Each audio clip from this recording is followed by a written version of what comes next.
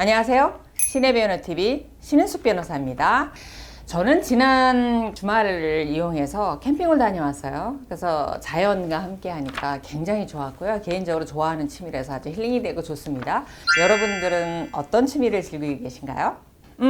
저 영상을 보시는 분들은 사실 이혼을 고민하는 분들이라 그런 부분에 대해서 여유가 없다 생각하실지 모르지만 그래도 그럴수록 취미생활이라든가 개인적인 일에 집중을 한번 해보세요. 그러면 정말 이렇게 힘든 고통스러운 소송 과정도 잠시 잊을 수 있답니다. 오늘은 오랜만에 제가 보내주신 사연 중에서 하나 이제 소개를 하겠습니다. 이 메일을 읽으면서 제가 느낀 느낌은 그냥 솔직히 말씀드릴게요. 학력이 상당히 높을 것이다 라는 생각하고 이 글의 문체를 봤을 때 정말 변호사가 당장돼도 완벽하다라는 문체를 가지고 있고 오탈자가 한 개도 없습니다. 전문적인 용어까지 써서 잘 쓴 글이었습니다. 그래서 보면서 따님이 보내신 건데 정말 똑똑한 따님을 두셨다라는 느낌을 받았습니다. 사연을 한번 읽어보겠습니다. 안녕하세요. 저는 재판 이혼을 준비하고 있는 70대 부부의 딸입니다. 어머니가 이혼을 간절히 원하시는데 아버지께서 이혼을 거부하고 계셔서 재판이 불가피하다는 생각이 들었고 도움을 받고자 이런 글을 보냅니다. 라고 썼습니다. 일단 간략하게 이제 말씀을 드리면 약 30년 전부터 아버지가 술에 취하면 폭언과 폭행이 이어져 왔고 그게 이제 간단할 때는 어머니의 뺨을 때리는 정도의 수준이었지만 어떨 때 심한 경우는 칼을 들고 위협하는 경우도 있었습니다. 그러면서 아버지는 아침이 되면 내가 언제 그랬냐 기억이 안 난다로 일관하고 계셨습니다. 이렇게 30년을 살아오셨습니다. 그래서 저는 어려서부터 아버지가 퇴근해서 돌아오시는 그 집이 무서워서 어머님과 함께 밤길을 도망다녀 이제 친척집을 전전하는 정말 좋지 않은 기억을 가지고 어린 시절을 보냈습니다. 현재 아버지는 이제 나이가 드시니까 예전처럼의 이제 폭행과 폭언은 하시진 않지만 한 달에 한두 번 정도는 이어지고 있습니다. 참 이런 글을 읽으니까 마음이 아프네요. 어린 시절이 아버지 어머니에 대해서 좋은 기억을 갖고 그 시절을 추억 갖고 평생을 살게 되거든요. 어린 시절을 생각하면 행복하고 그때로 돌아가고 싶고 부모님으로부터 이렇게 사랑받았던 이 기억이 대단히 중요하거든요. 근데 이런 기억을 갖고 계신 부분에 대해서 개인적으로 참 안타깝게 생각을 합니다.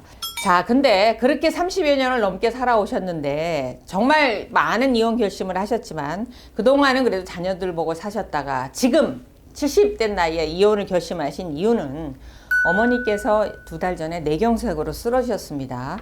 근데 뇌경색으로 쓰러진 어머니가 병원에 계신데 아버지가 보인 그 행태 때문에 이혼을 결심하셨는데 일단 코로나로 인해서 보호자 한 명만 이제 있을 수 있어서 딸인 제가 어머니의 병간을 하고 병원에 있었는데 그렇다고 아버지는 한 번도 찾아와 보지 않으시고 오락실을 전전하시면서 도박을 이제 하셨습니다. 그런 상황에서 사실 아버지가 보호자니까 뭐 병원에서 이런 거 저런 거에서 문의하고 하면 아버지에게 뭘 물어보려고 전화하면 전화도 받지 않으셨습니다. 아이고 참 따님이 지금도 보면 아버지에 대한 애정 사랑도 없겠지만 존경심도 없겠네요. 왜 마지막까지 이런 모습으로 자녀한테 기억되셔야 하는지 안타깝습니다. 자, 보면 따님이 궁금해하시는 건 겁니다. 재판상 이혼은 명백한 증거가 있어야 한다고 알고 있는데 지금 제가 가지고 있는 증거들로 이혼이 가능한지 문의하고자 이제 메일을 보내셨습니다. 라고 하면서 증거 리스트 첫 번째. 어머니 뇌경색 입원 확인서가 있고요. 입원 기간 동안 아버지가 전화를 받지 않았다는 부재중 기록이 있는 휴대폰 전화 기록이 있습니다. 근데 어머니가 아버지의 이런 폭언과 폭행으로 오래전부터 우울증을 앓으셨고요. 과거에 우울증 진단서가 있고 최근에도 또다시 이제 재발을 한 우울증 진단서가 이렇게 있습니다. 그리고 아버지가 본인이 뭐 그동안 내가 폭언도 많이 하고 때리기도 많이 때렸고 그 다음에 오라 그래서 돈도 많이 까먹었고 뭐 그 다음에 내가 술 먹고 협박도 했어 이런 걸 인정하는 녹취가 있다라고 합니다. 그 다음에 현재는 확보되어 있지 않지만 필요하다면 아버지가 어머니에게 어떤 행태를 부렸는지를 친인척들이 이렇게 확인서를 써줄 수 있다라고 합니다. 이런 증거들로 이제 이혼이 가능한지 이런 부분에 대해서 이제 질문을 주셨고 여기에 대해서 이제 또 하나 추가로 앞으로 그럼 이뤄지는 폭언 폭행에 대해서 녹취가 더 필요한지 이런 부분을 문의를 하셨습니다. 답변하겠습니다. 일단 여기 질문 사항을 보면 그동안 잘못을 인정한다라는 각서 그리고 만약에 또다시 이런 일이 있다면 스스로 집을 나가겠다 이런 각서가 증거로 활용이 되는지, 그 다음에 그냥 각서로 이렇게 자필로 쓴 거하고 이걸 가져가서 공증을 했을 때 효력의 차이가 있는지, 이 부분을 물으셨는데요.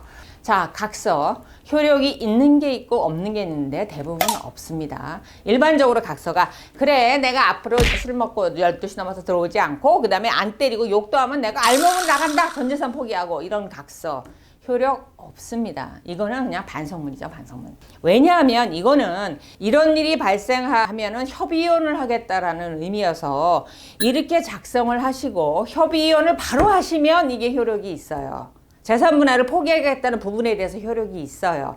근데 이거를 써주고 그냥 넘어가시고 아직까지 이혼 안 하셨잖아요.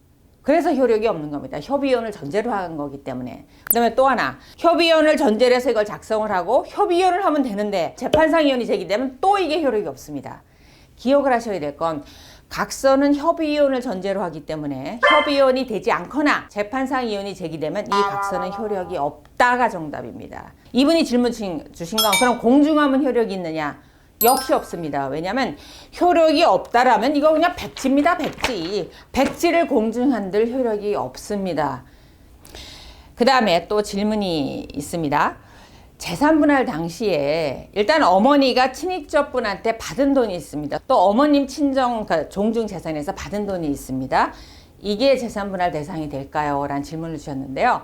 이거는 정답은 없습니다. 특위재산으로 빠질 수도 있고 이혼 시 재산분할 대상이 되는 적극재산으로 들어올 수도 있습니다. 이게 케이스 바이 케이스로 달라요. 그래서 친정에서 받았다, 그 다음에 상속을 받았다 해서 무조건 특위재산이 되는 게 아닙니다. 이런 부분에 대해서 언제 받았는지, 그 다음에 그걸 받게 된 경위가 말씀대로 그냥 받은 건지, 그 이후에 이것이 남편 돈이 혼입되지 않고 오로지 그냥 보관되고 있었던 것인지, 이런 부분에 따라 판단을 해야 됩니다. 근데 이에 대한 정확한 정보를 주지 않으셔서 지금 대략적인 정보만 말씀드릴 수 있습니다.